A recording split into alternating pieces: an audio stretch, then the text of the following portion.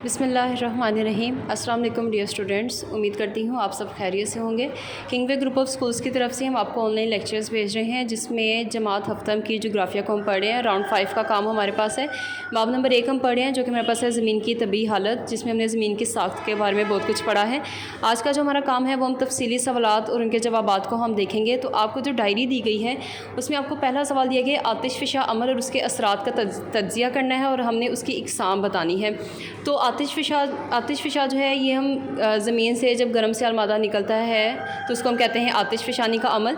अब इसके जो असरात हैं वो हमारे पास ये है कि जब आतिशफ़िशा पहाड़ जो है वो वजूद में आते हैं तो तय ब तय जमने से वो एक बुलंद पहाड़ों की शक्ल इख्तियार कर लेते हैं। उसके अलावा जो इर्द गिर्द के इलाके होते हैं वहाँ पर माहौलियाती आलूदगी का बाइस भी बनते हैं।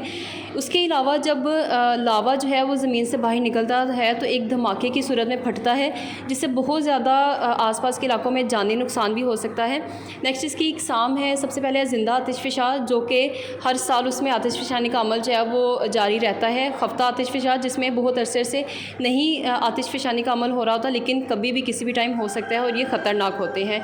तीसरी जो इसकी टाइप है वो है मुर्दा आतिशफ़िशा, जिसमें से लावा निकलना बंद हो चुका होता है और आइंदा भी चांसेस नहीं होते कि इसमें से लावा निकल सकते हैं। ये आपका काम है, आपने इसको अच्छे से करना है। स्टे होम स्टे से।